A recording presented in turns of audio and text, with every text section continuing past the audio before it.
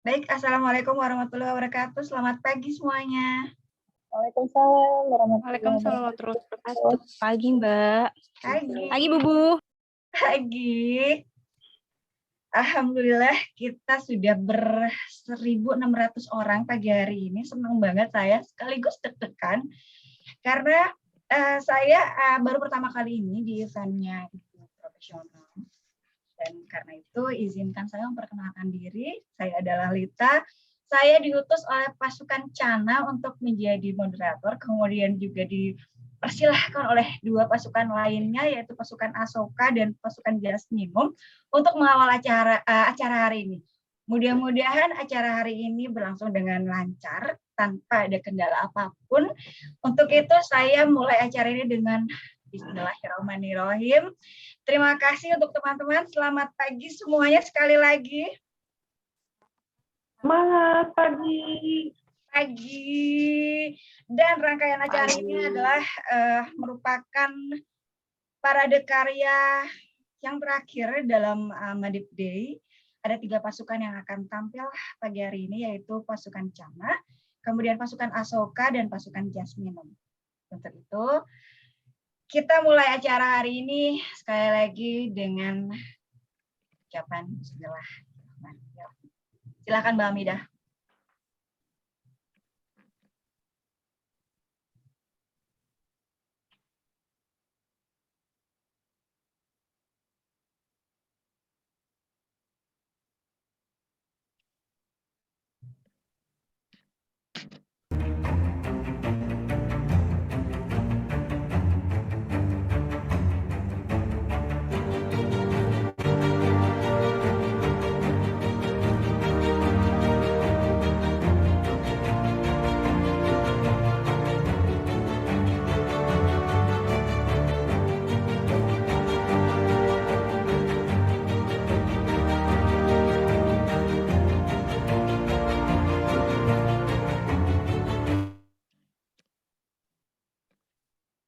Baik, terima kasih banyak Mbak Hamidah.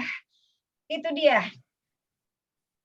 parade karya akan dipersembahkan oleh 3 pasukan, sekali lagi. Dan kita akan langsung masuk ke pasukan yang pertama.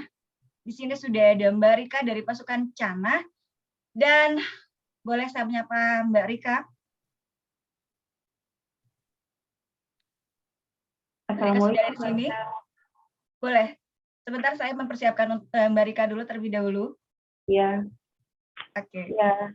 Mbak Rika sudah ada di sini? Silakan Mbak Hamidah.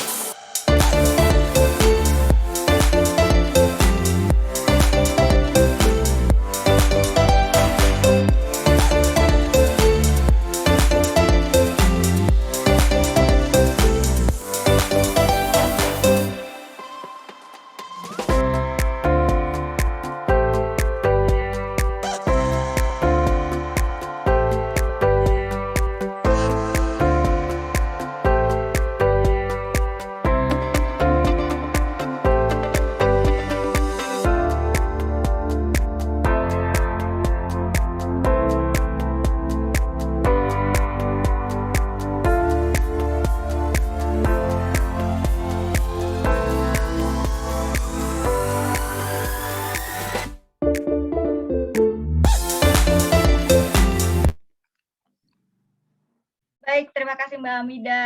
Selamat pagi Mbak Rika. Izinkan saya Selamat pagi. memperkenalkan diri sedikit mengenai Mbak Rika. Beliau adalah seorang ibu rumah tangga dari seorang anak istimewa bernama Alif. Dan Alif ini adalah remaja berusia 18 tahun. Penasaran kan dengan tema kita kali ini? Baik, saya persilakan Mbak Rika untuk berbagi pagi hari ini. Mbak Rika. Ya, Mbak Rika. ya, Luar biasa ya hari ini. alhamdulillah. Dari tema pasukan Cana, yaitu pasukan Teman Tuli dan Low Vision, yang akan disampaikan oleh Mbak Rika adalah menyiapkan karir anak disabilitas. Karir di sini yang akan disampaikan oleh Mbak Rika adalah mengenai apa Mbak Rika? Boleh disampaikan untuk teman-teman? Iya. Mungkin teman-teman, perkenalkan saya Rika, asal dari Kabupaten Bogor. Sini saya istri, orang tua, dan sedang mempersiapkan masa depan anak kami Alif, remaja 18 tahun, tunarungu sejak kecil, lulusan sekolah menengah umum luar biasa tahun 2021. Ya, jadi yang saya ingin sampaikan tentang karir ya. Karir itu buat kami adalah kemandirian, K untuk kemandirian, A untuk amati, R untuk rencanakan, I untuk inklusif atau intensif, R untuk revisi. Jadi karir di sini bisa untuk siapapun. Jadi remaja, anak-anak, ataupun yang reguler, ataupun yang memang disabilitas. Jadi itu yang akan saya sampaikan, Mbak Lisa. Oh, wow. Jadi apa aja yang akan disiapkan untuk Alif ini, Mbak Rika? Yang saya persiapkan awalnya adalah kami dulu ya, orang tua. Kami mempersiapkan menerima kenyataan, menerima semua yang memang qadarullah Allah kasih ke kita. Lalu kita melakukan hal-hal yang memang diperlukan untuk Alif. Nah, itu yang pertama dilakukan ya. Siapapun yang mengalami apapun, apakah reguler ataupun disabilitas, terima yang telah terjadi dan rencanakan apa yang akan dilakukan setelah itu, setelah menerima. Jadi mungkin untuk Alif, karena usia sudah 18 tahun, sejak dini kami melakukan kemandirian. Kemandirian itu dia sudah tahu harus tidur, ketika tidur harus bangun tidur jam berapa, harus mandi jam berapa, berpakaian seperti apa. Yang dia sulit adalah dulu menali sepatu. Jadi tidak pernah dia pakai sepatu yang bertali. Lalu kemandirian yang utama yang dipersiapkan. Selanjutnya kita tidak bisa sendiri. Sebagai orang tua disabilitas kita juga tidak tahu harus bagaimana. Jadi kita harus bertemu dengan ahlinya. Jadi saya bertemu dengan guru sekolahnya, terapisnya, konsultan, komunitas, orang tua dengan disabilitas yang sama, tunarungu, tapi saya juga gabung juga dengan komunitas yang anak-anak disabilitas lainnya, seperti autis dan lain hal. Terus apa ya? Yang utama adalah pemerintah setempat. Kita juga harus menghubungi. Iya, karena memang mereka sebetulnya tahu banyak program-program yang dipersembahkan untuk kita-kita yang memerlukan. Itu Mbak Rika. Jadi awali segala hal bersama Allah Subhanahu wa Ta'ala dan selalu bekerja sama dengan keluarga inti terutama, dan kita harus kompak. Dan ketiga adalah pastikan kita cari ahlinya, guru sekolah, terapis, mentor, konsultan, komunitas. Dan semua dilakukan dengan tetap Alif itu tetap bersekolah di sekolah luar biasa, di SLB, dan semuanya kegiatan-kegiatan penunjang dilakukan di luar jam sekolah. Oke, jadi ada kegiatan lain selain daripada sekolah ya Mbak Rika ya? Iya, yang memang itu disarankan oleh konsultan. Jadi kita gini deh, kita kan sudah dicoba nih, sedang ada cobaan, sedang ada apakah kita akan naik derajat atau tidak. Nah, kita kalau udah tahu udah ujian, kita tuh harus belajar mempersiapkan. Nah, kita perlu bimbingan. Dan saya memilih untuk mencari konsultan untuk ini anak saya remaja, saya harus apa? Gitu. Nah, konsultan itu akan saya jelaskan lebih detail supaya memang kok pakai konsultan, emang mau bayar pajak atau mau bikin rumah? Bukan. Konsultan yang saya pakai adalah konsultan yang paham minat dan bakat anak, bagaimana mengamati. Lalu dia paham akan kebutuhan disabilitas. Tidak semua konsultan minat bakat itu klik dengan disabilitas. Jadi saya pada saat itu langsung mencari yang seperti itu. Jadi sendiri mulai konsultan itu kapan? Mulai konsultasi?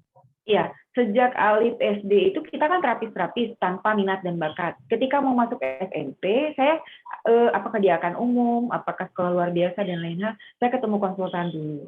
Ya. Di sana pertama orang tua, keluarga menyamakan visi tentang kemandirian, visi tentang akhirat dan pembagian tugas. Nah, tugas dari konsultan menyampaikan amati gerak-gerik anak dari bangun sampai bangun lagi. Isinya itu catatan. Alif ngapain, doyan makannya apa yang dia tidak suka, apa yang dia suka. Nah, ketika itu konsultan kami itu menyampaikan lagi pekerjaan-pekerjaan rumah yang harus kita lakukan. Artinya kita buat tuh strict banget jam sekian. Jadi amalan harian, amalan ibadah, lalu yang seperti dia ingin, apakah menggambar, ada waktunya dan lain-lain. Nah itu, lalu di sana kita diwajibkan, Alif harus tidur sendiri, harus menggunakan ojek, tidak boleh antar jemput, dan diberikan tugas PR untuk mengurus tanggung jawab makhluk hidup, tanaman, hewan. Di rumah kebetulan ada kelinci, ada burung, ada ikan, ya, dan ada banyak pohon-pohonan, apotek hidup dan lainnya. Nah itu kita nanti sampaikan tuh bagaimana reaksinya.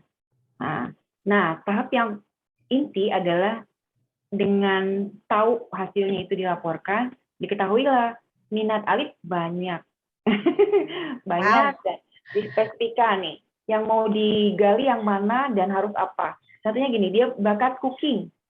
Karena dia sudah bisa menyiapkan makanan sendiri, ayo cooking, oke. Cookingnya mau yang gimana?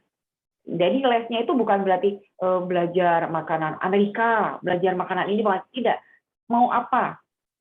Yang bermanfaat. Titik utamanya adalah mau bermanfaatnya seperti apa. Oh ya udah, makanan yang bisa dijual. Dijual di mana? Mau jumlah sedikit, jumlah banyak atau mau gimana? Artinya kita maunya banyak, banyak dan ya udah makanan catering untuk pernikahan. Nah itu, jadi dia sudah bisa membuat makanan-makanan seperti itu. Terus untuk programmer, terus untuk art, menggambar, dan dia memelihara binatang dan lainnya. Dia punya rasa caring ya. Sebagai bentuk tanggung jawabnya juga, betul ya? Iya, sudah ketahuan kan minatnya udah tuh sekian. Nah dilanjutkan dengan les, diperkuat. Jadi minat itu harus diperkuat. Intinya adalah cari, amati, perkuat.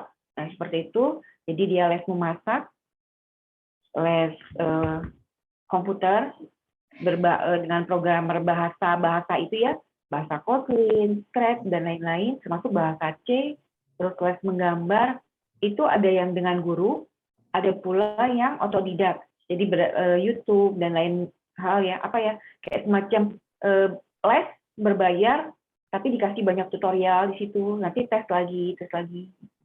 Jadi kalau bikin CV itu ternyata banyak ya yang dia sudah bisa. Alhamdulillah. Iya. Nah, kelima tadi ya dari menyadari, amati, rencanakan, temukan minatnya, lalu diperkuat, lalu harus dibuktikan. Setelah les harus dibuktikan. Akhirnya dia menyediakan makanan untuk pameran di ulang tahun rumah konsultan kami yang kami ikuti, yaitu Rumah Indira di Bogor, lalu membuat video animasi dan mengumpulkan beberapa gambar untuk portofolio. Dan itu gambar itu susah sekali Kak saya dapat karena dia merasa itu rahasia tidak boleh orang tahu. Keenam, akhirnya ditemukan ya kita fokus di makanan dan gambar. Jadi kedepannya kita sudah mempersiapkan nih, kita udah punya oven, udah punya freezer, terus untuk komik kita juga udah punya tab untuk gambar. Nanti mungkin rencananya ke depan akan membuat komik. Nah itulah rangkaian pencarian kami sejak dini ya, sampai dengan Alif sekarang 18 tahun. Udah keren banget sih ini Alif. Alhamdulillah. Masya Allah banget ya, luar biasa. Dan langkah selanjutnya apa yang akan dilakukan oleh Alif dan apa yang akan dilakukan oleh Mbak Rika selaku orang tua? Iya. Saat ini dengan kemandirian yang sudah dibentuk kemarin-kemarin, Alif sudah tahu waktu untuk ibadah, sudah tahu waktu untuk olahraga, sudah tahu waktu untuk dia belajar, sudah tahu juga bagaimana menyiapkan kalau misalnya ada saya membuat kue, dia siapkan timbang-timbang dulu itu kayak gitulah. Dia harus spesifik ukuran resep dan lain-lainnya. Jadi mungkin yang akan dilakukan adalah mempersiapkan untuk cookingnya dan menggambarnya. Jadi kedepannya mungkin sudah bukan melupakan ya. Jadi game developer itu sudah sebentar. Saya mau fokus di sini di dua ini. Nah untuk saat ini Alif sedang magang bekerja sebagai untuk memperkuat tanggung jawab ya. Jadi dimagangkan juga di rumah usaha BNR di sini. Jadi itu untuk memperkuat tanggung jawab. Lalu Alif juga sekarang sedang melamar untuk sekolah di sekolah tinggi terpadu, bukan tinggi ya, sekolah terpadu Intensuena di Cibinong Bogor. Dia sudah bertekad untuk mengambil jurusan desain grafis. Nah, baru kemarin hari Senin kita ke sana, sudah asesmen, nanti mereka akan semacam merapatkan ini loh kemampuan anak ini. Jadi kita benar-benar kayak orang lamar kerja ya, karena memang di sana Alif akan dididik, lalu akan dimagangkan dan akan di penempatan ya. Itu mungkin Mbak Lita karena memang ini setingkat dengan kuliah gitu ya. D1 jadinya. D1. Tapi kalau dia sudah mampu di 3 bulan atau berapa itu langsung dimagangkan. Nah, kan gini, buat disabilitas untuk untuk diterima oleh orang lain, oleh perusahaan dan lain hal itu banyak tanda petik tidak percaya. Ya, meragukan dan kita pun tidak tahu mana perusahaan yang orang tua tahu nggak di mana saya cari. Jadi ketika magang itu akhirnya kita mencari kenalan-kenalan saja dari perkenalan.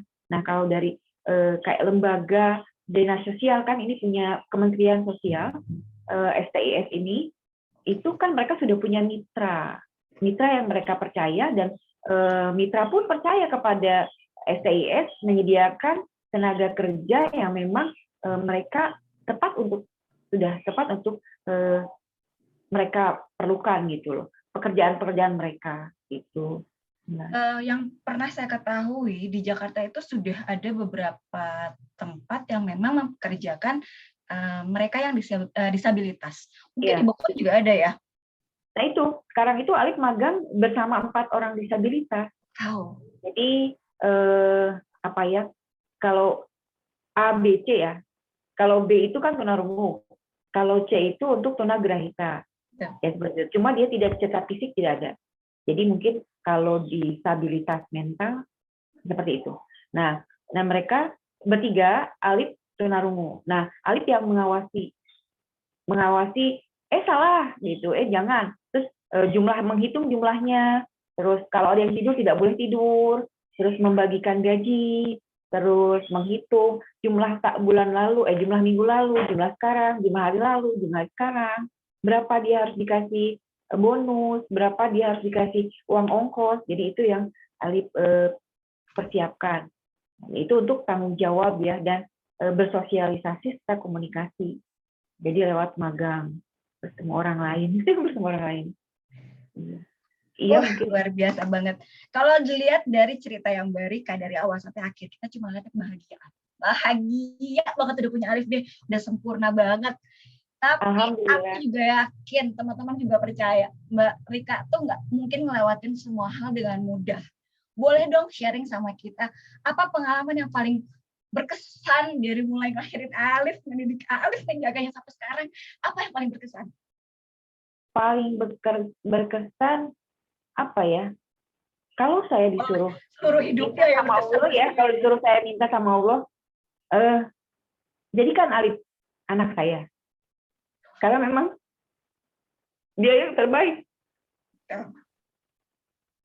Dia yang terbaik buat saya sama suami saya, karena Alif itu melengkapi kami, melengkapi saya dan suami saya, melengkapi keluarga besar saya.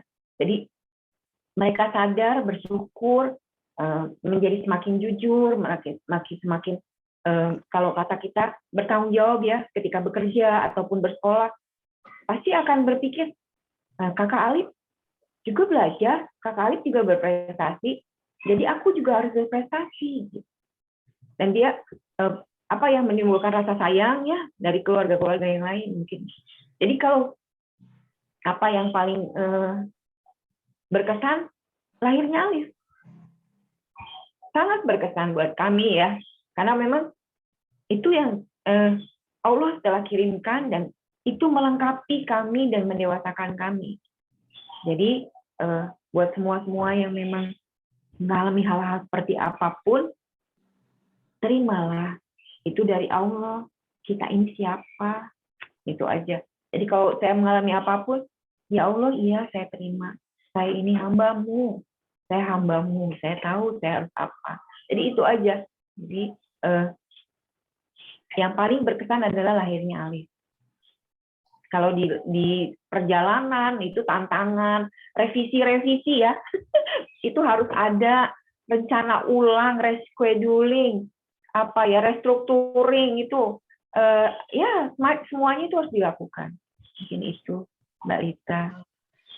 Dan kekuatan Mbak Rika juga suami adalah yang paling utama dari semuanya ya. Oke, Mbak Rika, masih ada beberapa menit lagi di sesi pertama masukan Cana ini. Akan ada yang disampaikan dari kesimpulan dari materi yang disampaikan oleh Mbak Rika pada hari ini. Iya. Teman-teman, saya bukan ahli, saya bukan siapa-siapa, tapi saya adalah orang tua yang rasanya sama seperti yang lain. Rasa sebagai orang tua. Jadi dari pengalaman kami untuk membersamai anak dengan keistimewaan bergantung selalu sama Allah. Karena hanya Allah yang memberikan kemampuan bagi anak dan bagi kemampuan kami bagi orang tua untuk membersamai dan mengoptimalkan apa yang menjadi minatnya. Minat tuh apa sih kalau bahasa kerennya? Fitrah anak, fitrah orang tua. Nah itulah.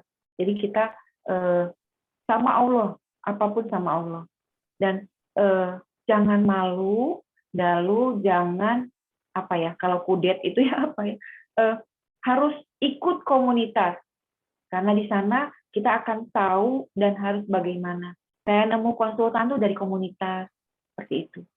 Nah lalu yang selanjutnya didik life skill, kasih tanggung jawab dan belajar komunikasi, mau bicara, mau bahasa isyarat, mau teks, mau baca bibir, silahkan.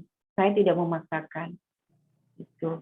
Jadi semoga apa yang saya sampaikan menjadi kebaikan, jadi amal soleh, dan semoga teman-teman pun diberikan ilham lainnya untuk menyelesaikan segala permasalahan yang dihadapi sebagai diri maupun sebagai orang tua, sebagai istri, dan sebagai warga masyarakat. Mungkin itu Mbak Rika. Baik, terima kasih Mbak Rika. Tapi untuk menutup pembicaraan. Alif nggak mau dadah. Alif selalu bersama saya. Hai Alif, padahal kamu sudah menginspirasi kami semua loh ya. Untuk menutup pasukan pertama ini, Mbak Rika izinkan saya mengajukan satu pertanyaan karena masih ada waktu 2 menit aja. Ya, Ya, ada pertanyaan dari Mbak Widwi. Mbak Rika mau nanya, kalau Mbak Rika dan keluarga membangun komunikasi dengan Mas Alif itu seperti apa? Apakah muncul secara alamiah atau gimana? Satu pertanyaan Gimana? aja. Gimana? Bagaimana Mbak Rika dan keluarga membangun komunikasi dengan Alif? Apakah muncul secara alamiah atau seperti apa? Oh, bahasa ya. Mungkin kalau kami itu nggak patokan dia harus bicara gimana. Tapi saya cuma bilang, Alif bicara itu lebih nyaman. Nah, gitu. Jadi dia akhirnya terapis bicara dari kecil, sebenarnya dari 4 bulan. Kebayang nggak 4 bulan? Iya, udah bayi-bayi. Jadi guru Alif tuh banyak. Nah, komunikasinya bicara, cuma untuk mendengar, dia kan sudah pakai alat bantu dengar. Alat bantu dengarnya itu memang betul, ada suara, betul. Tapi mungkin dia tidak mengenal itu A itu. Kalau nggak ada, ini saya, itu kata saya. Itu tidak, cuma dia ada suara aja. Jadi mungkin saya menggunakan ini ya, kelihatan nggak ya? Kelihatan. Teks, ya, Oke. pakai teks, pakai handphone. Jadi nanti saya bicara, nanti Alif tahu apa yang saya omongkan. Jadi kalau di mobil pun saya simpan di dashboard. Jadi kita kalau saya ngobrol sama ayah gitu ngomong-ngomong, ya itu dia bisa tahu saya ngomong apa. Di meja makan saya simpan juga handphonenya, gitu. Terus kalau bahasa isyarat, ternyata buat Alif itu nggak enjoy pakai bahasa isyarat. Mungkin dia tuh apa ya, nggak suka. Jadi ketika kemarin saya belajar presentasi jasa gitu, nggak usah Bu, nggak usah pakai gitu. Mungkin lihatnya juga nggak sedap gitu ibunya ngomong pakai bahasa itu Mbak Widi. Jadi Alif itu komunikasinya memang lebih lancar teks. Kalau untuk bicara dengan orang, dia kadang-kadang apa ya, bukan menyembunyikan diri, tidak ingin terlihat. Nah itu.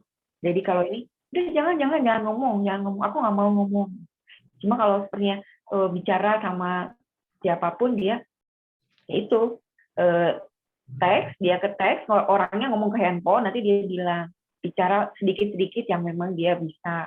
Atau enggak dia ketikkan, ada untuk mengetiknya. Di ini kan ada buat ngetiknya di bawah. Apa ya? Nah, nanti kita ketik di sini. Ketik balasan di sini.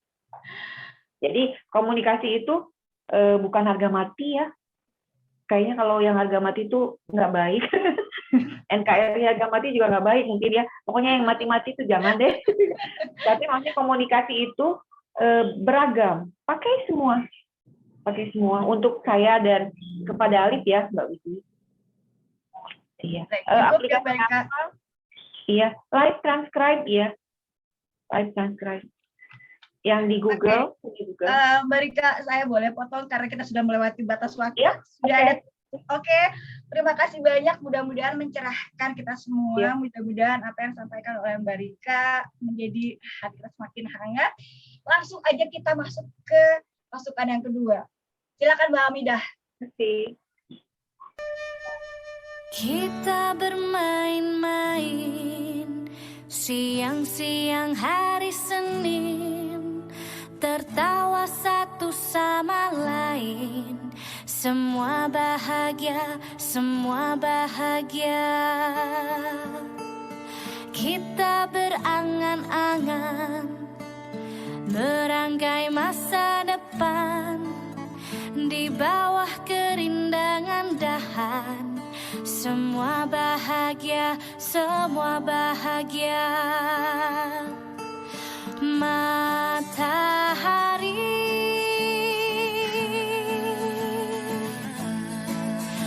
silakan tersenyum.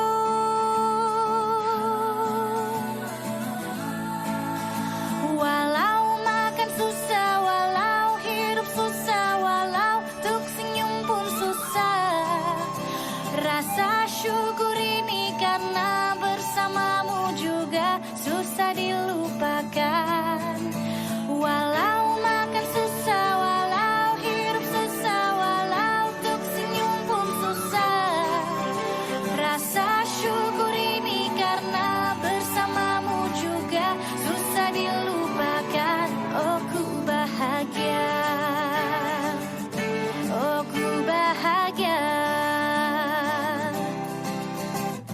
kita berlari-lari bersama mengejar mimpi.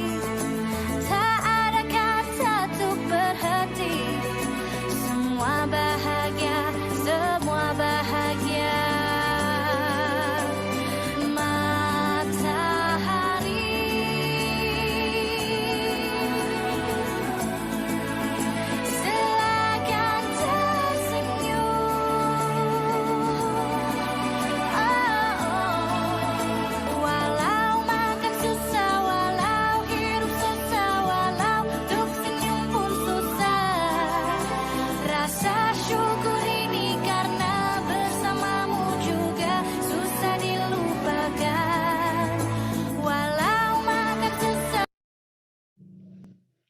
Itu dia video dari pasukan Asoka, Guardian Mental Health Survivor. Halo, selamat pagi Mbak Devi. Selamat pagi menjelang siang, Mbak. Selamat pagi. Tapi di sini kita masih semangat pagi saya terus ya, Mbak ya. Mbak Devi ini boleh ya, teman-teman. Mbak Devi ini adalah seorang ibu rumah tangga, kemudian juga seorang karyawati swasta, dan beliau adalah pelaku hidup sehat yang hobinya berkebun dan berkecimpung di pengelolaan sampah. Nol sampah, ini udah keren banget nih. Dan tema kita hari ini yang akan disampaikan oleh pasukan Asoka adalah pengaruh makanan terhadap kesehatan mental. Wow, seperti apakah itu? Langsung aja kita ngobrol sama Mbak Devi. Gimana Mbak Devi? Halo Mbak Lita, Masya Allah. Bismillahirrahmanirrahim. Saya berdoa dulu ya. Allahumma sholli ya Allah. Jadi di sini alhamdulillah saya diberikan kesempatan ya dari tim Asoka untuk berbagi, padahal sebenarnya teman-teman yang lain tuh lebih keren dari saya ya Mbak ya. Cuman dari pandangan saya itu Masya Allah ya, karena kita kan mengangkat mental health survivor ya, dimana memang kurang keren sepertinya kalau kurang terkenal di Indonesia ya, kalau bicara masalah makanan itu berhubungan dengan kesehatan mental kayaknya kurang ini ya, kurang terkenal maksudnya seperti itu ya. Padahal kalau bicara di luar negeri itu sekarang lagi trending loh Mbak itu. Bahasanya itu food as a medicine gitu. Food is amazing. Betul. Jadi ini tuh berangkat dari pengalaman pribadi saya yang juga saya kaitkan sebenarnya Mbak dengan permasalahan dari teman-teman ya. Jadi teman-teman di Asoka itu bukan semuanya mempunyai permasalahan mental dulunya gitu ya. Karena memang ada juga yang punya saudara jauh atau karena memang kepeduliannya sangat tinggi, ada yang seperti itu. Kebetulan kalau saya paket komplit, Mbak. Jadi saya pernah merasakan dulu anxiety, depresi pernah, inner child juga pernah, karena taunya biasanya kalau inner child itu pas punya anak ya. Kemudian kalau untuk bicara permasalahan fisik, saya juga kanker survivor ya. Saya hipertiroid juga gitu ya. Jadi lengkap ya. Keluarga saya juga ada yang Down syndrome ya Mbak ya. Jadi adik kandung ibu saya itu ada 2 yang sampai sekarang belum bisa menikah. Masya Allah. Tapi taraf berpikirnya itu setara anak, yang satunya setara anak kelas 1 SD, satunya kelas 3 SD. Jadi alhamdulillah orang tua saya sudah berpulang semuanya. Kalau dari bapak kelas 2 SMP, kalau dari ibu baru 2013. Praktis tinggal mbah saya yang perempuan itu yang mengasuh Pak Lek saya di kampung bersama adik-adik saya, dan saya harus berjuang di Jakarta ini bersama keluarga kecil saya, seperti itu Mbak. Jadi memang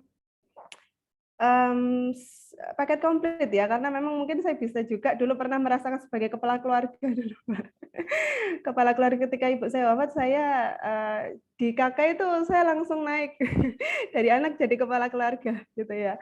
Plus juga kalau untuk bicara finansial, memang kami dari orang yang kurang mampu ya. Jadi orang tua saya dulu, ayah saya bengkel, ibu saya pekerja buruh gitu ya, buruh biasa. Kemudian nenek saya petani. Nah, tapi saya bangga nih nenek saya petani, Masya Allah. Saya jadi suka berkebun nih Mbak gitu.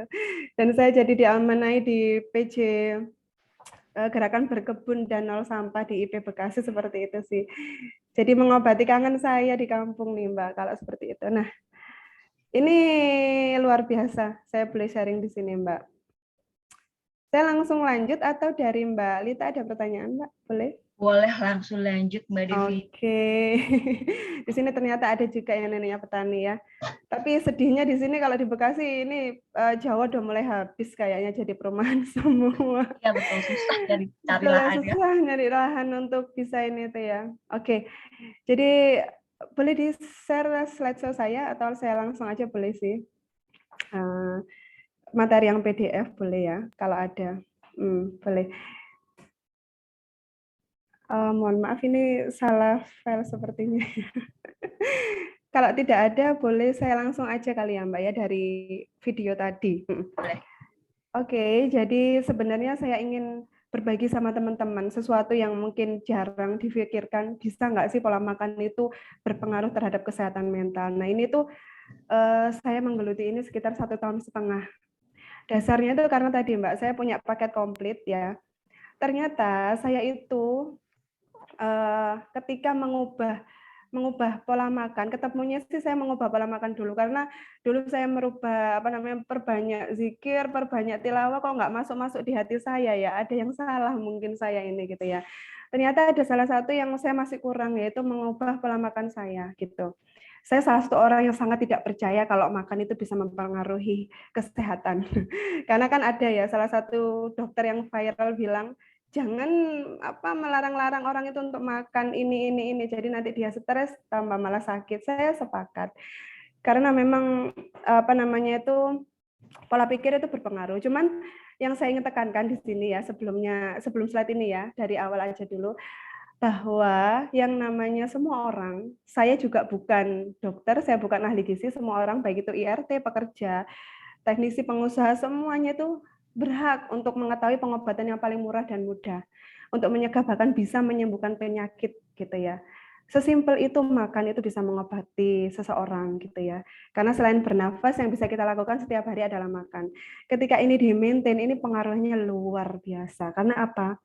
Setelah saya banyak sekali berguru kepada dokter-dokter bahkan profesor di luar negeri ya, banyak sekali penelitian di Monash University, riset kanker di USA, bahkan yang namanya ubi itu sudah naik daun. Di kita tuh ubi itu malu gitu makan ubi ya. Kalau di luar negeri itu malah tambah udah nggak makan roti. Roti itu malah disingkirkan gitu. Kita malah bangga dengan makan, kita malah pagi-pagi bangga makan donat gitu ya, mie instan. Kalau di luar negeri itu sudah mereka tuh nasi goreng gitu ya langsung makan berat. Di luar negeri itu Masya Allah gitu. Mereka berusaha nyari tempe yang mahal, bikin tempe sendiri, kemudian ubi itu dibikin dengan berbagai macam herbs gitu ya untuk mengobati mereka. Karena mereka sudah lelah. Semakin banyak fasilitas pengobatan, kenapa kok kanker masih tetap aja makin tinggi? Itu salah satunya seperti itu. Jadi luar biasanya ketika saya mengalami tentang menggeluti tentang pola makan sehat seperti ini. Boleh next? Jadi kita boleh kenalan sedikit ya tentang konvensional versus fungsional medicine, di mana kalau konvensional itu biasanya sesuatu yang biasa ya Mbak Lita ya. Yang biasa itu kita ke dokter, dok saya sakit pusing gitu ya. Dikasihnya apa ya? Sesuatu anti nyeri gitu ya, anti radang gitu ya. Tapi kalau bicara fungsional medicine itu lebih kepada root cause-nya itu apa. Kalau pusing berarti bisa jadi dicari lambungnya kah yang bermasalah, atau dia punya masalah genetik, makannya apa, bermasalahkah, kemudian apakah tidurnya kurang gitu ya. Jadi benar-benar holistik ketika kita bicara fungsional medicine gitu ya. Di sini tuh dijelaskan bahwa yang namanya orang punya kanker, anxiety, bahkan depresi, bahkan autis, itu ternyata setelah diteliti itu selalu ada hubungan antara pencernaannya dengan perubahan genetik. Jadi memang benar, ketika makanan itu bisa merubah gen. Masih bisa nggak sih orang dewasa merubah gen? Masih gitu ya. Tapi kalau memang anak yang sudah lahir, kebetulan anak saya 2 sudah lahir sebelum saya mengenal tentang fungsional medicine, jadi saya sudah pasrah ya. Saya belum bisa memberikan yang terbaik saat saya hamil, tapi setelah mereka itu berkembang saat ini, saya berusaha untuk memberikan yang lebih baik seperti itu. Karena saya punya genetik yang luar biasa dari ibu saya, itu mulai dari tiroid, ya kan, ibu saya juga berpulang karena kanker tiroid dan kanker hati serta metastasis ke paru-paru seperti itu ya. Ayah juga wafat karena jantung. Jadi ada juga turunan darah tinggi. Jadi ini yang membuat saya fokus terhadap hal seperti ini gitu. Boleh next, Mbak. Oke, sekarang kita masuk ke pola pikir versus olahraga. Baik, jadi kadang-kadang orang bilang begini ya, nggak usah ngatur makan deh, olahraga aja gitu ya. Betul. Terus nggak usah aneh-aneh deh gitu ya, olahraga udah cukup kok bisa bikin kita longevity-nya bagus gitu, harapan hidupnya bagus. Ternyata setelah diteliti gitu ya, orang yang sama-sama aktif dari 60 di Stanford University ya, 61 orang dewasa itu diteliti ketika sama-sama aktif, ternyata kalau ada orang yang pikirannya itu dia itu nggak aktif, itu 71% itu ternyata wafat terlebih dahulu. Wallahu alam ya, ini qadarullah. Cuman ini hikmahnya adalah orang yang dengan pemikiran yang sangat negatif itu bisa jadi memiliki kesehatan yang buruk. Oke, next Mbak. Jadi jadi ternyata ya kalau pola pikir itu memang berhubungan dengan kesehatan, memang betul. Tapi bukan berarti makanan tidak perlu diatur. Kenapa? Karena tadi ya ada hubungan antara pencernaan dengan otak. Jadi bolak-balik. Kalau pikiran stres, pencernaan bermasalah. Kalau pencernaan bermasalah, pikiran bisa stres. Jadi ada hubungan seperti itu ya. Jadi apa yang bisa kita upayakan? Kalau orang stres tiba-tiba ada dokter bilang, ya udah sih Mbak, jangan stres. Saya sering digituin. Saya ngerasain ya, lagi depresi, anxiety, dengan santainya dokter dan suster bilang, udah nggak usah mikir aneh-aneh sih Mbak, gitu ya. Ya nggak bisa, kalau udah seperti itu mau dimanain gitu ya. Saya sampai harus butuh oksigen segala macam karena memang yang saya butuhkan itu ternyata garda terakhir saya adalah pencernaan saya. Ya, kalau pencernaan saya udah bermasalah, saya juga stres, itu double killer lah bahasanya seperti itu. Jadi insya Allah kalau misalkan kita sudah mulai mengubah pola makan kita, insya Allah ya kita nggak akan sampai grafik terbawa kepada kehidupan. Karena saya pernah mengalaminya, jangan sampai teman-teman seperti itu. Dimana memang sesuai dengan surat Abasa ya di ayat 24 itu ya. Fal yang duril insanu ila to'ami. Apakah manusia itu tidak memperhatikan makanannya? Jadi sesuatu yang ada di dalam Al-Quran itu bukan yang main-main. Dimana kalau termaktub dalam Al-Quran itu selalu itu hal yang penting. Bahkan terkait dengan makanan. Jadi saya yakin banget ketika itu ada di Al-Quran, makanan ini sangat penting gitu. Tidur pun juga ada diatur di Al-Quran. Kenapa tidur diatur? Karena Rasulullah juga tidurnya diatur gitu ya, Masya Allah. Oke, baik, langsung lanjut boleh. Jadi di sini tuh ada penelitian ya, sebuah penelitian di mana ada dua tikus ya. Yang satu tuh ususnya tuh dibersihkan, yang satunya tuh dibiarkan bakterinya tuh ada gitu ya. Dibiarkan bakterinya ada, terus ada sisa makanan juga dibiarkan. Ternyata hasilnya adalah tikus yang kedua itu lebih survive dalam menghadapi stres. Stresnya apa? Dikasih tikus. Dikasih kucing, kok dikasih tikus lagi, dikasih kucing. Jadi tikus yang kedua itu lebih survive. Nah, kok aneh, padahal yang satu kan ususnya dibersihkan kinclong gitu ya, tapi ternyata yang ada bakteri yang justru yang lebih survive. Kenapa? Ternyata di dalamnya ada bakteri baik, ada itu yang nama mikrobiota yang baik gitu ya. Dan itu kalau dibersihkan, salah satunya dengan antibiotik, ya udah gitu ya. Antibiotik itu bisa kenapa tidak boleh dikonsumsi sangat lama, karena bisa membersihkan bakteri, bahkan itu bakteri baik. Makanya teori sekarang, kalau teori dulu kan kalau kronik stres gitu ya, kemudian dari genetik itu ya dikasih psikoterapi atau ya disuruh meditasi seperti apa atau medis gitu ya. Kalau sekarang tuh luar biasa. Jadi teori sekarang itu yang namanya good brain axis, berarti lambung dan brain itu ada hubungannya seperti itu. Jadi teori sekarang sudah sepakat ya kita ya, ada hubungan antara lambung dengan otak. Nah, selanjutnya healthy gut versus leaky gut. Apa sih? Ini tuh yang biasa dibahas di luar negeri. Healthy sehat ya. Gut itu mikrobiom. Di situ ada mikrobiom, ada mikrobiota. Mikrobiom itu semacam pasukan orang-orangnya gitu ya. Mikrobiota itu makanannya yang dimakan. Kalau kita lebih gampang memahami probiotik dan prebiotik ya.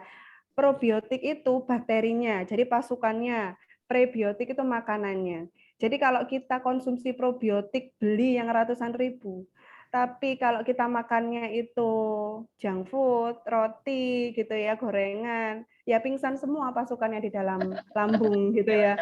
Iya pingsan semua kan ya, dikasih terus masukannya, aku nggak makan, pingsan semua. Makanya itu kenapa terjadi yang namanya leaky gut. Leaky gut itu yang membuat pingsan, pasukan-pasukan tadi pingsan itu masuk ke rongga-rongga lambung yang akhirnya membuat itu dianggap sebagai tubuh ancaman. Gimana ancaman? Munculnya ancaman seperti apa? Jadinya inflamasi, kita stres, GERD, lambung, pusing, keliengan, jadi suka marah-marah, itu ada hubungan. Seperti itu. Bahkan saya mengikuti webinarnya Dr. Meti, Dr. Zaidul Akbar itu berjam-jam itu membahas tentang hal ini. Jadi fungsional medicine itu lebih fokus terhadap bagaimana memperbaiki pencernaan. Karena dari pencernaan itu semua penyakit itu berawal seperti itu ya.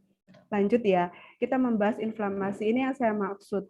Jadi apapun itu penyakit, itu berawal dari inflamasi yang kecil. Seperti kita tertusuk duri, itu kan kita dianggap inflamasi ya. Kenapa waktu ketusuk duri akhirnya rasanya tuh merah, panas, itu pertahanan pertama tubuh kita. Kalau kita abaikan lama-lama bernanah. Sama halnya dengan di lambung, bayangkan. Kita mengabaikan mah dikasih obat, padahal yang dibutuhkan probiotik di dalam tubuh kita itu ya prebiotik, makanan alami yang real food. Jangan terlalu banyak yang pengawet, kemudian gluten, roti-rotian banyak garam, gula rafinasi gitu ya. Luar biasa ya, saya jadi mikir makanan saya dulu itu sebelum saya kena kanker itu memang seperti itu, jarang sekali makan sayur dan buah gitu ya. Jadi saya terbuka lebar, oh ya benar, berarti ini adalah permasalahan yang holistik. Ketika inflamasi itu akhirnya kita bisa stres, kena infeksi, pola makannya buruk, antibiotik. Nah, ini adalah langganan saya, karena dulu saya tuh kalau udah tipes, udah kena serangan tiroid, ya saya dikasih antibiotik kalau saya kolaps. Justru dikasih antibiotik setelahnya malah lambung saya makin parah gitu ya. Dan luar biasanya, ada yang namanya peradangan akut dan kronis. Kalau akut itu ya nggak lama-lama lah, kurang dari 3 bulan. Kalau kronis itu lebih dari 3 bulan ya. Dan hasilnya ya tadi kanker, Alzheimer. Bahkan ternyata autis dan depresi itu adalah bentuk dari peradangan tubuh yang sudah sangat kronis. Kok bisa orang autis juga peradangan? Iya, karena dia membawa gen orang tua. Saya tidak menyalahkan, ya kita jangan sampai kalau punya naudzubillah atau sudah ada yang punya anak autis, itu jangan menyalahkan diri sendiri ya Bu. Bisa jadi dari gen orang tua, bisa jadi memang ada mutasi gen seperti apa.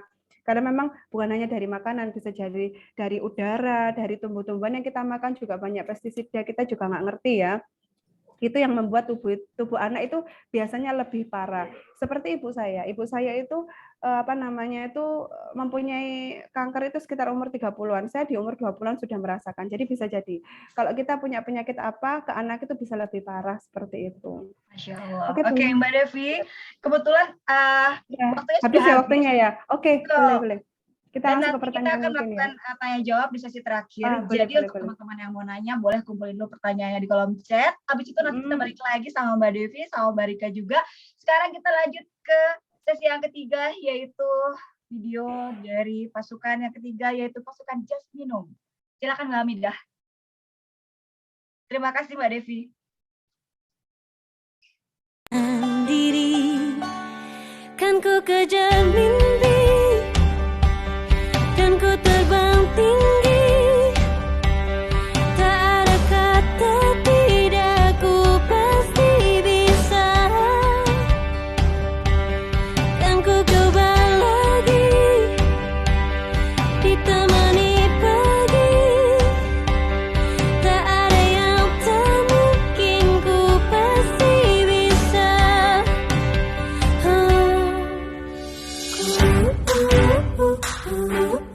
Bisa, bisa, bisa.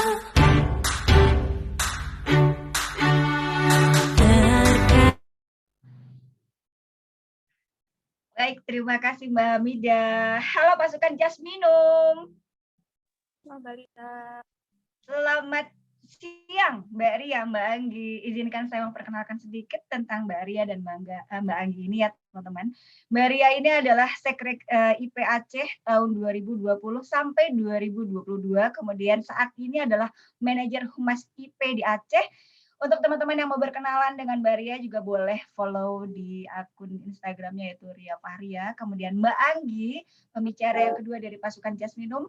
Beliau adalah seorang ibu rumah tangga yang juga Manop Sekrek IP Karawang. Akun Instagramnya ada di ANGAGI Anggi. Ya, oke, selamat siang. Ya, siang Mbak Lita. Dan tema yang akan dibawakan oleh Mbak Ria dan Mbak Anggi adalah mengasuh anak tanpa kekerasan. Baik, apa saja yang akan disampaikan Mbak Ria? Silahkan.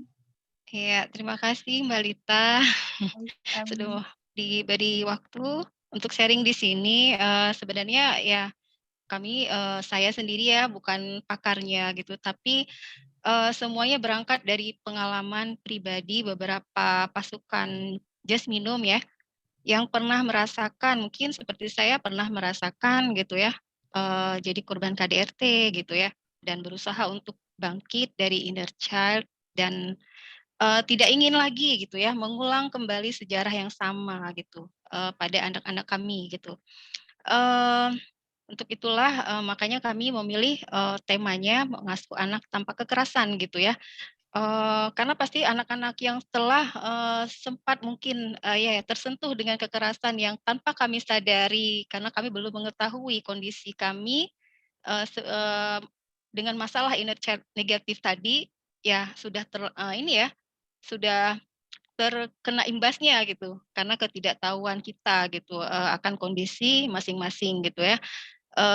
Jadi gimana caranya anak-anak ini bisa kita rangkul agar tidak terbawa lagi siklus yang sama gitu ketika mereka inner child-nya ini tidak diperbaiki sejak dini gitu ya. Makanya kami memilih temanya mengasuh anak tanpa kekerasan gitu. Nah, sebelumnya saya juga ingin memperkenalkan ini tim Jasminum ya. Ada saya sendiri, kemudian ada Mbak Anggi yang juga hadir di sini ya. Ada Mbak Erni, ada juga Mbak Cici, Mbak Vita, kemudian Mbak Novia, Mbak Hani, Mbak Yani, dan Mbak Nur Faizah yang kesemuanya hampir semua kayaknya ibu rumah tangga yang kesehariannya memang sama anak-anak. Kita tahu sendiri kalau ibu itu kan madrasatul ula ya, madrasah bagi anak-anaknya gitu ya. Kemana lagi anak-anak akan pulang jika ibu tidak tahu bagaimana mengelola inner child anaknya begitu ya. Nah, mengapa kami pilih bentuk reels? Sebenarnya kami kemarin banyak banyak kepinginnya gitu ya. Mama ini banyak kepinginnya, kepingin bikin ibu, kepingin bikin talk show juga gitu ya. Tapi dengan keterbatasan waktu akhirnya memilih reels dulu yang kami plotkan di sini gitu. Untuk kedepannya memang akan ini ya, kami akan upayakan adanya e-book gitu ya, menganggap pentingnya mengasuh anak tanpa kekerasan ini ya, dan kemudian mungkin kita juga akan bikin dalam bentuk talk show insya Allah, karena banyak sekali cerita-cerita berkesan ya, dari pengasuhan anak tanpa kekerasan ini dari teman-teman kita insya Allah. Kemudian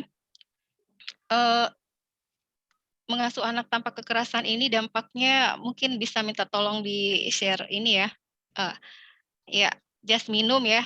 Jasminum itu lambang kesucian dan kemurnian. Entah kenapa ini sepertinya semesta mendukung dan ketika kami memilih mental health for children, kami dapat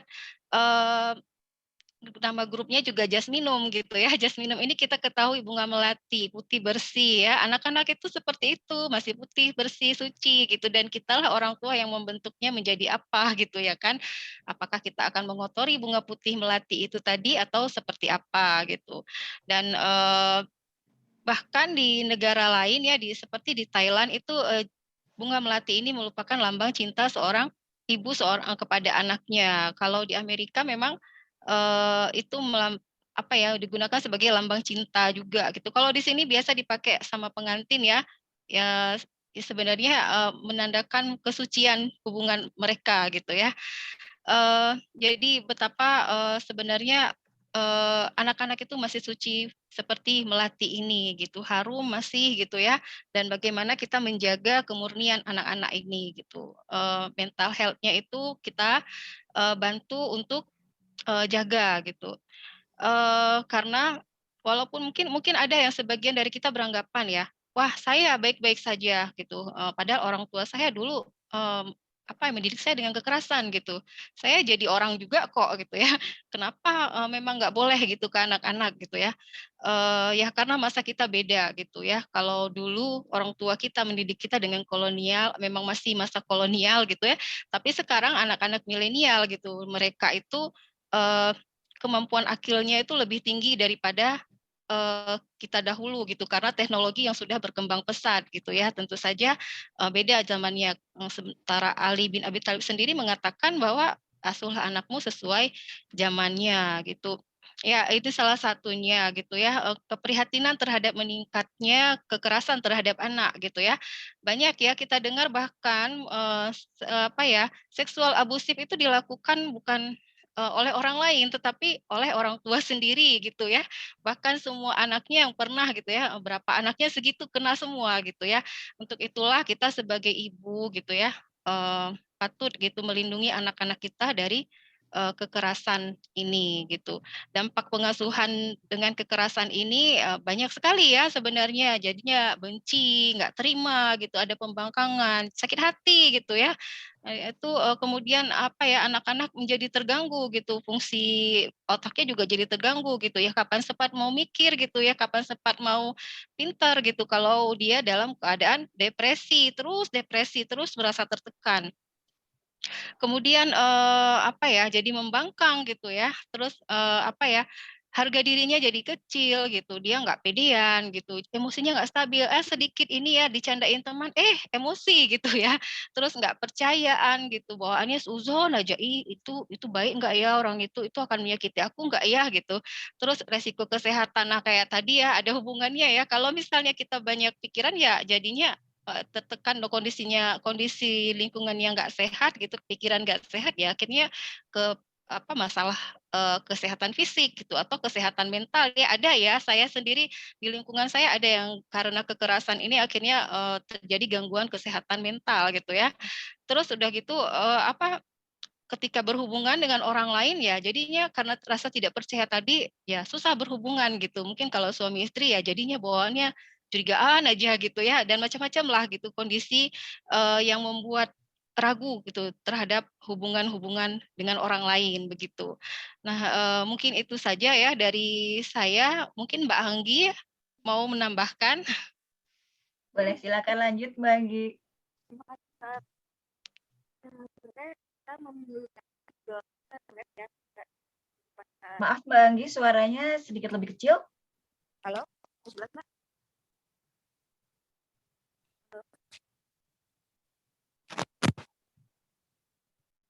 Nggak kedengeran. Halo, Nah, ini baru jelas. Silakan Mbak Anggi. iya. Jadi sebenarnya ini agak sangat relate lah sama kehidupan kita saat ini lagi pandemi seperti ini juga. Emosi kita juga susah sekali dikontrolnya. Karena ini juga salah satu latar belakang kekerasan pada anak. Contohnya kayak saya juga dulu punya cerita sedikit nih waktu saya masih kecil ya.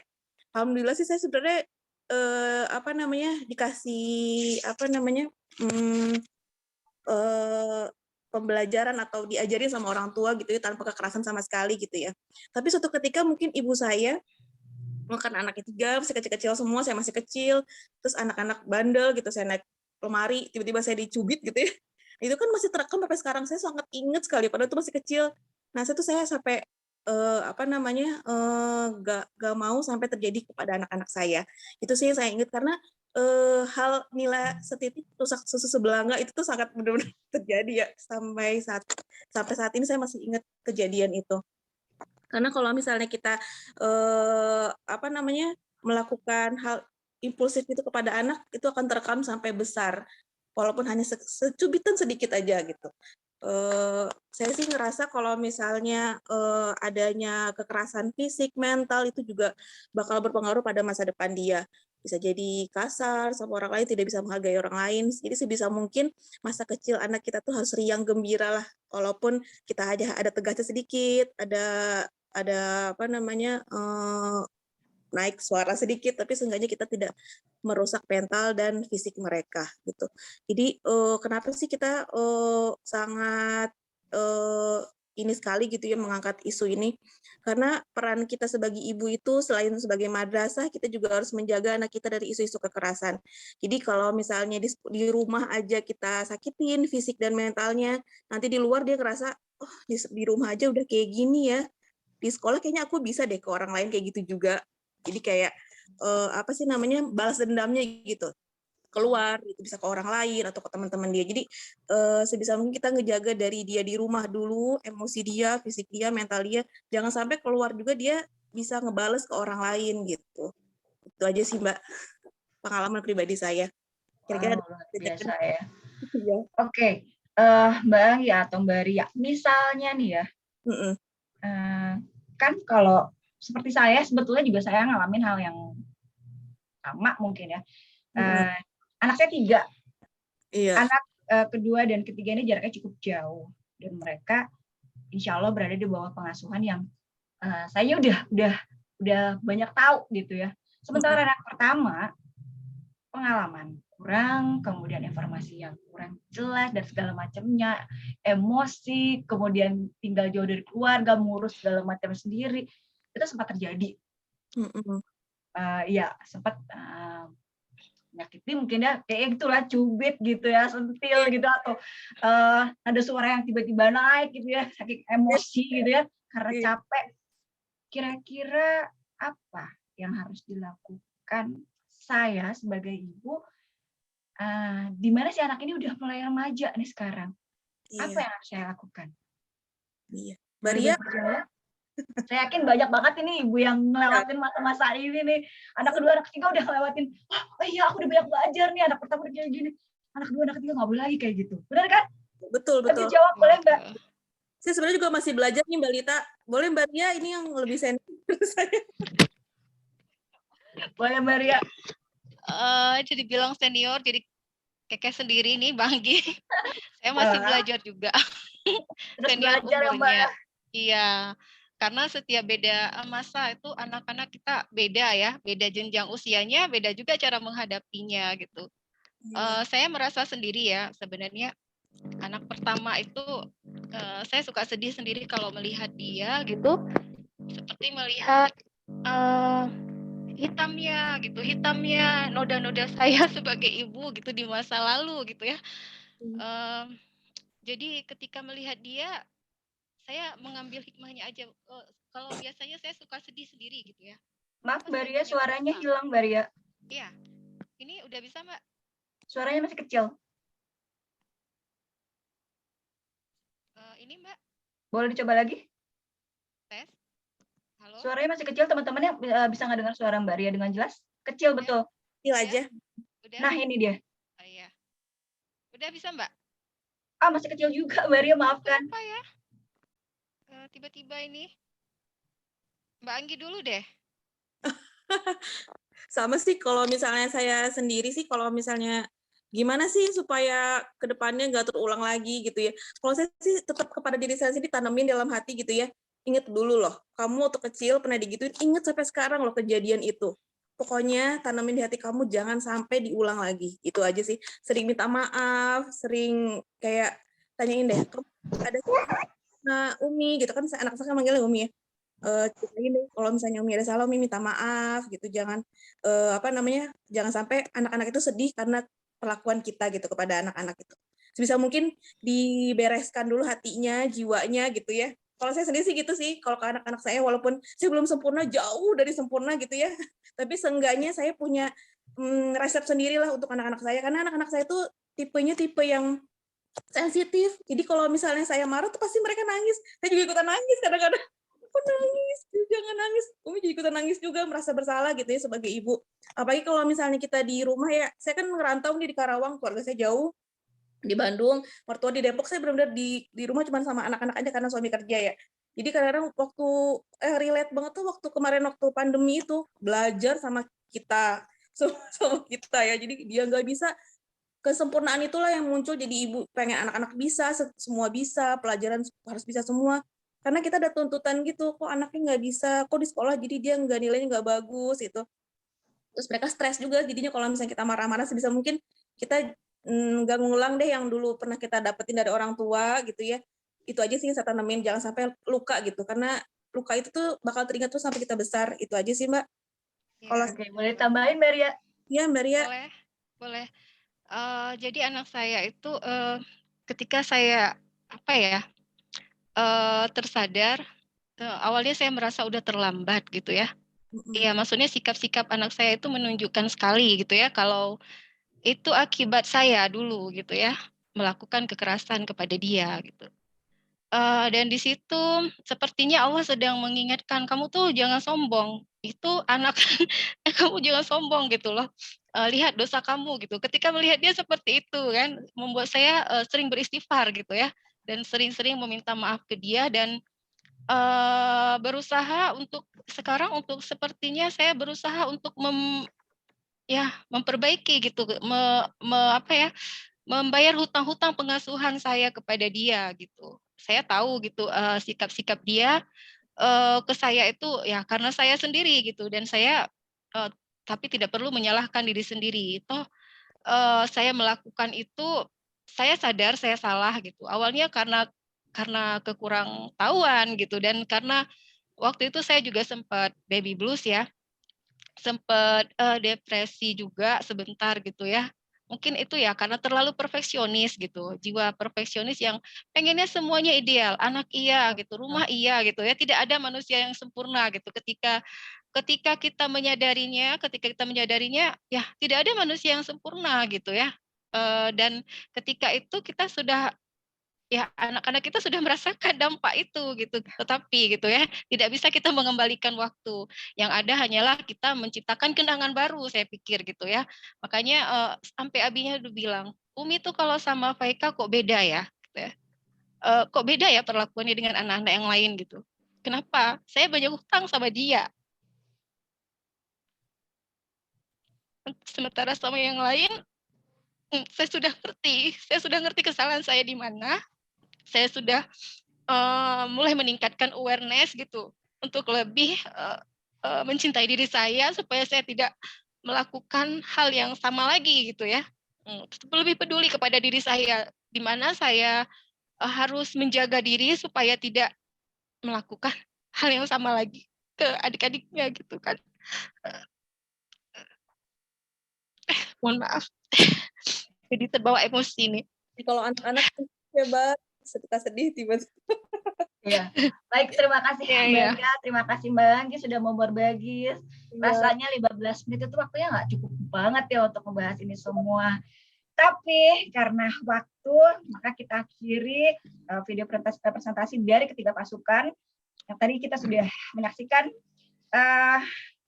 video, kemudian pemaparan materi dari pasukan Cana, kemudian pasukan Ahsoka, dan pasukan Jasmine. Peluk untuk kalian semua. Dan kita masuk ke dalam sesi tanya jawab langsung ya. Boleh kita langsung cek di kolom chat, ada banyak pertanyaan, dan pertanyaan pertama akan saya pilih untuk Mbak Devi, karena kebetulan tadi sudah ada banyak pertanyaan yang dikirimkan. Betul, peluk Mbak Ria. I feel the same way. Sudah pernah melewati masa yang itu. Terima kasih. Kemudian kita minta maaf sama anak-anak. Iya. Bikin sejarah baru buat mereka ya Mbak ya. Oke, pertanyaan untuk Mbak Devi ya. Saya scroll dulu ke atas. Mbak Midah boleh dibantu. Oke, saya scroll dulu. Mbak Dev mau nanya dong, sarapannya apa sekarang Mbak Dev? Jadi ini kemarin juga aku sempat ngisi webinar gitu ya Mbak ya di komunitas lain terkait dengan sarapan, menu makan siang, pagi, malam itu ternyata setelah saya pelajari itu ternyata sangat personal Mbak. Jadi kita tidak bisa bilang bahwa yang namanya sayur dan buah itu selalu sehat untuk seseorang. Karena ternyata kalau orang yang sudah punya leaky gut gitu ya, punya emah, punya GERD, terus tiba-tiba disuruh makan buah pir gitu ya, atau jeruk, atau pisang, even pisang pun itu bisa jadi orang itu bisa pingsan loh Mbak. Kenapa? Karena ternyata ada seseorang yang punya alergi terhadap histamin dan buah itu ada beberapa yang punya histamin gitu ya. Bahkan aku sampai sekarang itu kalau makan pisang yang matang itu berasa kelingan, tapi kalau dikukus itu enggak. Jadi kita harus sangat-sangat memperhatikan dulu. Jadi kalau ingin hidup sehat, jangan kayak saya. Dulu saya saking pinginnya cepet sehat, green smoothies nggak pakai disaring, langsung saya tenggak gitu ya, isinya sayuran, buah gitu ya, biar wah ini sehat nih gitu kan, di foto cekrik, makan buah nggak makan nasi belas seharian, pingsan udah keliengan, nggak sampai pingsan sih, cuman gemeteran gitu ya. Ternyata ada stepnya. Stepnya betul. Namanya tuh ya stepping, namanya tuh diet eliminasi. Jadi dirasakan dulu, jangan langsung no nasi sama sekali, separuh-separuh. Misalkan oke nasi, tapi kita ada variasinya. Karbonya dari mana? Yang karbo kompleks, misalkan singkong atau ubi. Terus habis itu buah dan sayur tes dulu. Kalau nggak bisa sayur mentah, bisa pakai sayur yang diblansir ya. Kalau bisa jangan pecel ya. Kalau pecel itu kacangnya itu sangat sensitif terhadap seseorang. Nggak cuma alergi aja. Bagi orang yang punya leaky gut, kacang itu sangat susah dicerna, dianggap ancaman gitu ya intinya. Terus untuk buah juga sama ya. Kalau bisa jangan langsung banyak gitu ya, dites dulu. Even kurma pun ada loh yang buka puasa pakai kurma walaupun itu sunnah Rasul ya. Itu ada yang keliengan. Itu saking ngaconya makanan kita, Mbak. Jadi kalau makan real food pun itu bisa jadi bereaksi dalam tubuh kita. Makanya kita benar-benar harus bikin jurnal. Saya biasanya bikin jurnal. Makan yang saya makan itu bisa jadi berefek beberapa jam, bahkan 2 hari kemudian. Jadi saya bikin itu ya. Itu jadi kalau mau cari amannya, apa yang biasa kita makan, kita tambahin porsinya, atau kita analisa juga nanti siang efeknya seperti apa. Gitu, Mbak. Jadi tidak bisa spesifik terhadap satu orang, tapi yang jelas kita fokusnya ke real food ya. Tadi belum saya jelaskan bahwa real food itu adalah sesuatu yang ya tumbuh di alam, nggak banyak proses. Kalau UPF itu ultra processed food. Jadi bedanya gini paling gampang, Mbak. Ayam dimasak opor atau teriyaki dengan nugget. Nah, kalau nugget itu ultra processed food karena dia sudah banyak tepung, ya kan diolah sangat tinggi nutrisinya sangat berkurang lah. Tapi kalau ayam cuma dimasak teriyaki gitu aja kan, nggak banyak gorengan ya. Sekarang kan minyak mahal ya Mbak ya, ditumis dikit gitu ya. Atau lebih enak lagi dipepes ya, ayam pepes itu lebih sehat lagi gitu ya. Karena proses memasak itu juga mempengaruhi nutrisi. Itu ya gambarannya real food sama ultra processed food. Jadi kalau bukan real food itu bukan berarti halal food ya, tapi tadi ya banyak prosesnya Mbak, seperti itu. Oke, jadi memang masih banyak harus dipelajari ya tentang betul. eliminasi ini ya, nggak bisa benar. gitu aja. Seperti kebiasaan aku sebenarnya yang udah nggak makan nasi, begitu masuk ke makan nasi, badan tuh udah langsung nolak dan bawaannya bawaannya nggak bener aja gitu. Rasanya pengaruhin dan bawaannya pengen bobo. Karena memang nasi itu kan tuh nggak sepanjang tahun musim kan sebenarnya. Kodratnya itu nenek moyang kita tuh nggak setiap bulan makan nasi sebenarnya. Ada ubi gitu ya, variasi. Oke, selanjutnya pertanyaan kedua masih untuk Mbak Devi ya. Mbak Devi gimana? Kan Mbak Devi udah sehat nih ya, pola makan udah bagus. Untuk Mbak Devi sendiri, gimana tipsnya cara menularkan kebiasaan Mbak Devi ke keluarga atau ke teman-teman ini gitu? Banyak yang ditanya ini ya. Pasti, mau program zero waste, mau program kita makan sehat itu ya.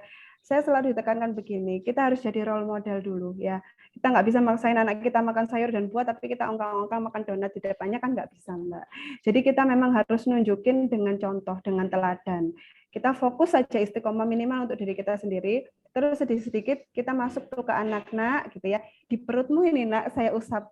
Di situ tuh ada pasukan-pasukan baik. Jadi kalau dia itu makan banyak-banyak sosis, banyak-banyak ciki, itu dia pingsan, nak, gitu ya. Gimana kalau kita masukin jamu, gitu ya. Kalau misalkan makan ayam nih, bunda enak nih makan ayam kecap, gitu ya. Lama-lama dia mau. Beda dengan suami, sedikit idealis memang. Kalau suami saya, dia mendukung saya, tapi beliau tidak terlalu suka makanan yang diatur. Akhirnya dia pilihannya adalah puasa Daud. Jadi karena memang pola hidup kan macam-macam ya. Salah satunya kalau dia nggak mau diatur makannya, ya udah kita nyari sunnahnya apa ya. Oh ya ada sunnah puasa Daud. Dia masuk ke situ karena dia paham dia keturunan orang yang orang tuanya adalah diabetes karena almarhumah mertua diabetes seperti itu. Bisa ke situ Mbak, bisa masuk ke mana yang sunnah yang dia pahami. Dia lebih suka yang mana, olahraganya dulu mungkin gitu, lama-lama nanti berproses gitu ya. Yang penting kita ya jadi role modelnya dulu gitu. Ibunya dulu, baru ke anak, baru ke teman-teman, baru ke yang lain. Ya, oke, kita berlanjut ke pertanyaan selanjutnya. Terima kasih Mbak Devi. Izinkan saya memberikan pertanyaan untuk Mbak Rika. Di sini sudah ada pertanyaan dari Mbak Ratih. Mbak Rika. Mbak Rika? Ada ya? Oke, Mbak Rika, ini pertanyaan dari Mbak Ratih. Mic-nya belum kedengar Mbak Rika? Boleh dibantu? Ada nggak? Ada sekarang, oke. Ya. Pertanyaannya, berapa lama proses penerimaan Mbak Rika dan suami terhadap kondisi Alif? Penerimaan pertama itu kan usia dia 4 bulan. Diketahui ya, ketika main kerincingan, ayahnya di belakang, dia nggak dengar, saya langsung hubungi dulu, belum ada ini ya, ada telepon doang, yang SMS dan telepon. Saya bilang sama ibu saya, Mama, ini Alif begini, gitu kan. Tenang teh, tenang. Kamu ke dokter. Pokoknya nggak pakai acara lama, kita ke dokter. Jadi penerimanya waktu itu, dalam waktu singkat, ketika kejadian kerincingan nggak dengar, saya langsung telepon ke ibu saya, karena kan kita nggak tahu mau nanya siapa, yang paling dekat dengan kita adalah orang tua kita. Jadi langsung ketika itu saya harus berbuat apa. Nah, berbuat apa itu nanya siapa, nanya ahli. Jadi ketika usia 4 bulan diketahui, kita langsung buat rencana. Buat rencana termasuk anak saya titipkan nih di tempat neneknya dia. Tapi bukan ibu saya, tapi di tante saya. Karena ketika itu saya di Majalengka posisinya, jauh dari kota ya, ke Cirebon jauh, ke Bandung ada keluarga gitu. Jadi pas usia 4 bulan tuh kita langsung terima, langsung bebenah ya. Bebenah dalam arti saya akhirnya menampung ASI, mengirim tiap hari Rabu, dan kita Rabu berangkat ke Bandung, kirim ASI, Sabtu juga pulang ke Bandung. Ketika itu saya masih cari segenggam berlian ya. Jadi itu. Jadi ketika penerimaan itu pada saat awal kita langsung terima dan kita langsung carikan solusi, termasuk karir ya. Karir itu saya harus cari duit. Anak ini perlu banyak hal. Pada saat itu tuh saya masih gaji nggak banyak. Alat bantu dengar itu sangat mahal buat kami. Memang akhirnya diganti oleh perusahaan kantor saya. Cuma waktu itu tuh dokternya bilang gini, dokter THT-nya, kamu nggak usah tahu kenapa dia bisa begitu. Yang kamu siapkan adalah mau jadi apa dia. Anakku, kebetulan anaknya tunarungu, dia sekarang di Amerika, double grade. Wah, saya bilang, kalau mau jadi kayak anak dokter itu harus punya uang banyak. Betul nggak?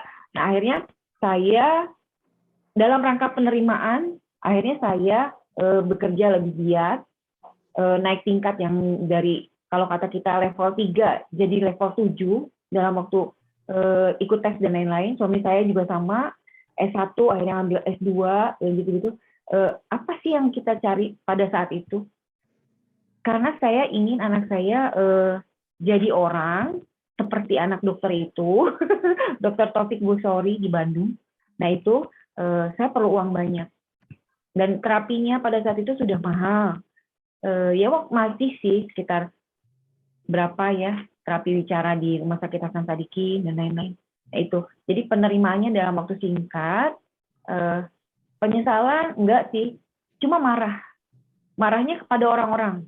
Karena selalu bilang begini, yang paling nggak enak ya buat ibu-ibu disabilitas, orang tua disabilitas. Dosa apa sih kalian coba diistighfarin apa. Oh my God, kita tuh lagi susah ya, terus disuruh bikin, ya bukan berarti nggak punya dosa, betul nggak? Ya, kita bukan tidak punya dosa, tapi ketika saat itu, ya kita bukan perlu orang yang seperti itu, tapi perlu orang yang, ayo ke dokter ini. Betul. Iya, yang mendukung dan kalau setidaknya sini sama Bi Popi sini, di sini aja. Terus ayah saya kirim kendaraan, ini untuk anak kamu terapi subuh gitu kan. Jadi kasih kendaraan, kasih apa semua. Nah itu yang saya bilang harus bergerak bareng, kompak dan saling mendukung. Yeah. Kebetulan ini ada adik-adik saya di Zoom ini. Itulah support system saya ya. Support saya dan suami saya itu adalah adik-adik saya, ibu saya, ayah saya almarhum, dan termasuk nenek, ponakan-ponakan semua. Jadi terima dengan cepat, nggak usah cari solusi, cari kenapa bisa begini, tapi cari ke depannya mau diapain. Nah, itu aja mungkin. Wow, oke, terima kasih Mbak Rika sudah mau sharing. Luar biasa banget ya, support sistemnya nggak jauh keluarga adik-adik gitu ya. Itu yang Ini ada adik saya kita semua. ada adik saya Siami di sini. Masya Allah, peluk hangat buat adik-adik yang Mbak Rika ya. Masya Allah, I love you so much. Terima kasih Mbak Rika. Oke, kita langsung lompat. I love you ya. Kalau Alif, mudah-mudahan Alif mau kalau bilang gini aja ya. Oke, kita lanjut pertanyaan selanjutnya. Kita lompat ke pasukan yang 3. Oke, ini pertanyaannya dari Mbak Friansa. Untuk Mbak Ria dan Mbak Anggi ya, semua yang ditulis pasukan jas minum ini memang sangat relate. Masih PR banget buat yang juga jadi korban KDRT sejak kecil. Nggak mau ngulanginnya lagi, tapi malah ngelepasin, mengeluarkan emosi negatif. Tapi bentar, ini belum ada pertanyaannya sebetulnya ya. Oke. Sebentar, saya pilih pertanyaan yang lain. Betul Mbak Disa, mengandung bawang. Cuma bawangnya kita tahan-tahan ya. Oke, untuk Mbak Ria dan Mbak Anggi boleh dibantu. Ini kan berkaitan dengan mental health for children gitu ya. Anak-anak yang mengalami kekerasan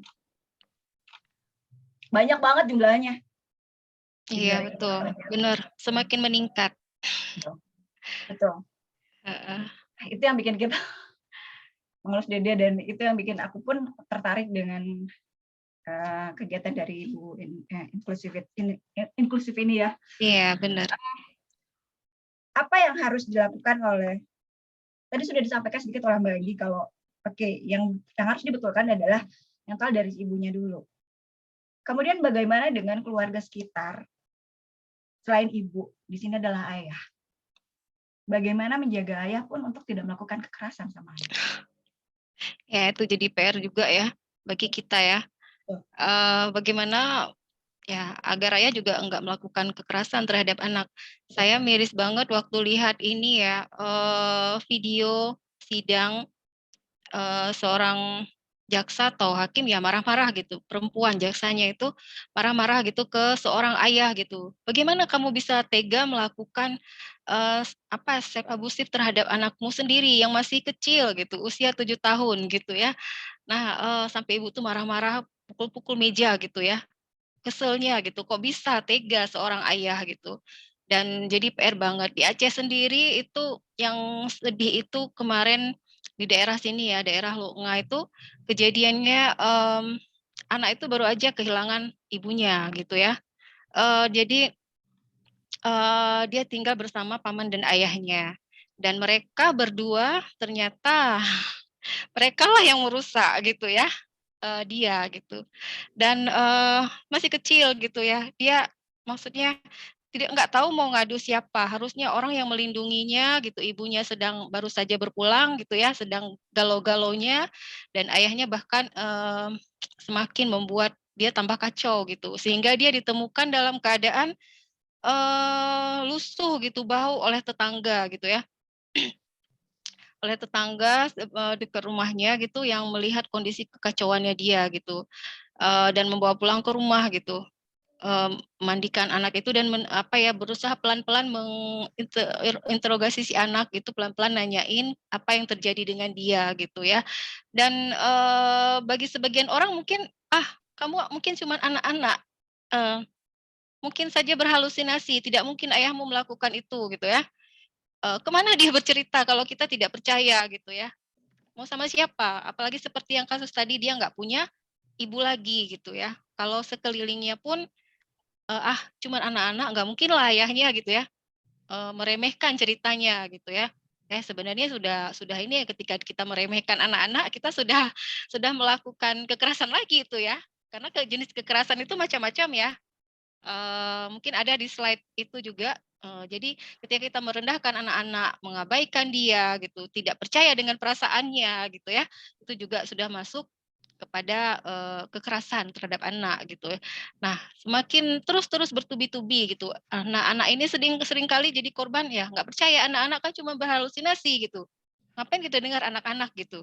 Dia cuma anak-anak gitu ya. Kita sering kali meremehkan gitu. Dan kemudian satu lagi seperti tadi pertanyaan Mbak Lita ya, bagaimana gitu ya caranya supaya ayah itu ya, nah terus jalin komunikasi sebenarnya. Kalau apa ya, alhamdulillah kalau misalnya ibunya masih ada gitu ya, seperti saya gitu misalnya ya, terus jalin komunikasi, pahamkan kondisi anak gitu ya. Kadang-kadang suami ini ya, ayah ini karena kesibukan di luar jadi tidak peka dengan, ya, itu kan masih anak-anak ya, jadi terbawa ini ya, terbawa emosi karena mungkin lagi capek atau apa gitu. Nah kita, ibu harus rajin menjalin komunikasi dengan suami gitu. Nah, "Oh anak-anak itu begini ya," gitu. Nah, itu sangat perlu sekali gitu. Kalau saya sendiri pribadi sering kadang entah mungkin itu sifatnya menteror atau apa, sering sering kirim video gitu ya ke suami gitu ya, atau artikel gitu tentang anak-anak gitu, "Anak-anak tuh begini begini," gitu ya. Supaya suami juga sama-sama kayak saya gitu, paham juga gitu kondisi anak-anak, sehingga bisa memaklumi ketika mereka melakukan hal-hal yang nyebelin gitu, yang menguras emosi gitu, atau ketika apa gitu anak-anak melakukan hal itu dia tahu solusinya gitu. Tapi kalau suami saya alhamdulillah ya, beliau lebih sabar dari saya, alhamdulillah gitu ya, dan lebih mengerti gitu anak-anak gitu. Kadang-kadang saya yang nggak ngerti gitu, tapi suami lebih paham gitu. Dan saya bersyukurnya di situ, tapi, nggak semuanya, kadang-kadang ketika anak udah dewasa gitu, seperti anak saya ya, bukan dewasa ya, maksudnya kalau dalam Islam kan kalau ketika balik ya udah kira dewasa ya, ada itunya hitungannya ya, itu biasanya ayah semakin nggak paham kalau dia perempuan gitu. Nah, kita sesama perempuan yang paham dan kita yang harus lebih, ini ya, menjalin lebih lebih banyak lagi menjalin komunikasi ke ayah gitu. Misalnya seperti anak saya itu introvert orangnya gitu ya, banyak hal yang disembunyikan gitu karena malu gitu, nggak mau menceritakan gitu kondisinya gitu, dan hal seperti itu saya rasa juga efek dari saya gitu yang terlalu banyak ya, waktu kecil itu dampaknya sekarang gitu, dia jadi suka malu menceritakan hal sebenarnya, jadi dianggap kadang-kadang, "Eh, kamu bohong," gitu, padahal dia nggak mau menyatakan perasaannya gitu, karena takut, banyak ketakutan-ketakutan gitu, takut tidak diterima gitu ya, mungkin itu efek saya dulu juga yang salah gitu ya, suka mengabaikan dia gitu ketika dia bilang, "Ah, itu kan cuman ini aja," gitu ya, suka mengabaikan perasaan dia dulu mungkin, jadinya dia nggak mau menceritakan perasaan dia yang sesungguhnya. Jadi harus rajin mengkomunikasikan ke suami gitu, oh dia begini begitu karena dia introvert ya, dia malu diketahui kalau dia sedang begini-begini gitu ya, Oh, bukan dia maksud jadi berbohong adalah gitu. kuncinya adalah komunikasi. Iya, harus Baik, rajin-rajin teman-teman, menceritakan gitu anak kita seperti apa gitu. kondisinya seperti apa. Baik, terima Heeh. kasih Mbak Ria. Sekali lagi saya ucapkan terima kasih kepada semua pasukan yang hadir hari ini. Dan karena saya harus melakukan closing, saya minta teman-teman untuk open cam semua. Nanti saya sambil closing akan saya ambil gambarnya. Dan saya ucapkan terima kasih sekali lagi sudah mau berkumpul pagi hari ini di hari terakhir Parade Karya dalam Amadip Day, dan 3 pasukan sudah ditampilkan, yaitu pasukan Cana, pasukan dari Teman Tuli dan Low Vision, kemudian pasukan Asoka yaitu Mental Health Survivor, dan pasukan yang ketiga adalah Just Minum yang mengusung Mental Health for Children. Terima kasih untuk Mbak Rika, terima kasih untuk Mbak Devi, terima kasih untuk Mbak Anggi dan Mbak Ari yang sudah mau berbagi hari ini. Semoga apa yang sudah kita lakukan hari ini memberikan kesan tidak saja bagi kita, tapi juga bagi orang yang ada di luar sana. Memberikan keberkahan dan pelajaran untuk kita semua. Semoga Indonesia menjadi negara yang inklusif. Baik, sekadar mengingatkan, besok adalah puncak acara Festival Ibu Inklusif ini. Untuk teman-teman yang belum daftar, karena akan ada door prize. Door prize adalah handphone, kemudian ada merchandise, juga ada e-wallet jutaan rupiah. Kemudian ada pengumuman tentang 25 Inclusions ya. Dan pembicaranya di sana adalah Dini Surya, yaitu korban penyintas KDRT, kemudian Santi Setianingsih, yaitu entrepreneur tuli, dan tentu saja founder komunitas ibu profesional, yaitu Ibu Septi Penny Wulandari. Oke, begitu saja pertemuan kita hari ini. Semoga berkesan, semoga kita bisa saling mendoakan dan mendukung satu sama lain. Terima kasih sekali lagi. Baik, wassalamualaikum warahmatullahi wabarakatuh. Bahagia untuk kita semua. Terima kasih. I love you. Assalamualaikum warahmatullahi wabarakatuh. Kita foto bersama dulu, Mbak. Iya, udah ya? Udah belum ini? Udah foto belum? Fotonya. Boleh? Kayaknya ya. Semuanya sudah open cam? Dah. Saya hitung ya. 1, 2, 3. Oke, sekali lagi. 1, 2, 3. Baik, terima kasih Mbak Lita. Terima kasih Mbak Mida. Terima kasih semuanya. Terima kasih semuanya. Mari. Waalaikumsalam warahmatullahi wabarakatuh.